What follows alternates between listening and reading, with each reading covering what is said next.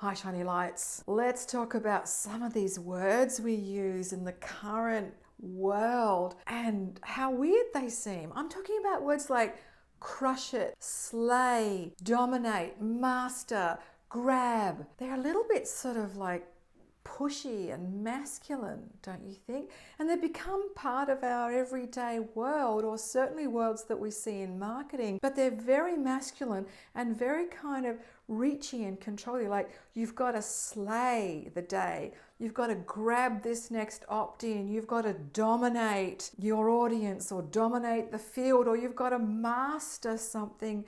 And there seems to be this sort of idea that we're not successful unless we're totally in control and everything else is underneath us. And I got another thought about this. Because in the psychic world, in the intuitive world, there's no dominate, slay, master, control, grab. In fact, it's the opposite, because it's the language of the soul. And the language of the soul is very quiet and restful and peaceful, and there is a power with rather than a power over. The outside world, the muggle world, the material world, our physical world that we all live in, by the way, there's no escaping it just because you're spiritual. There's a big message to say seize, grab, control, master, slay, be all masculine and yang. No offense to the dudes, sorry guys, no offense, but you know, that kind of masculinity that says you've got to control everything.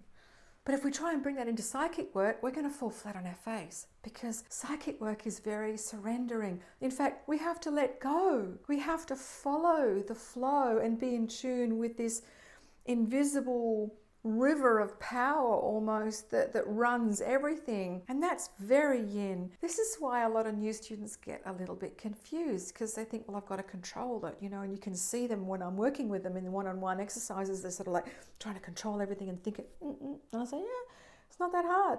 Let go. And they're like, what? And it gets down to soul language. The language of the soul is the language of the heart. It's feminine, yin, peaceful, and surrendering.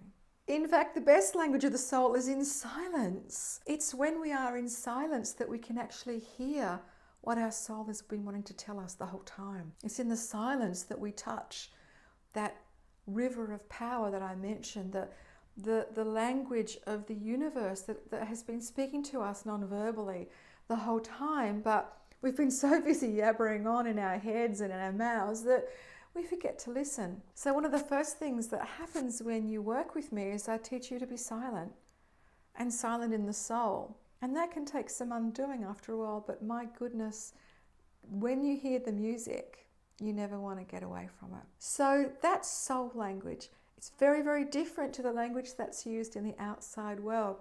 And it can be a stumbling block, but once you listen to this instead of all that, you are well on the way to your psychic development. I hope that really helped. If you love this video and these little tips, then please do subscribe. Hit that little bell for a notification, and I'll see you in my next video. Ciao.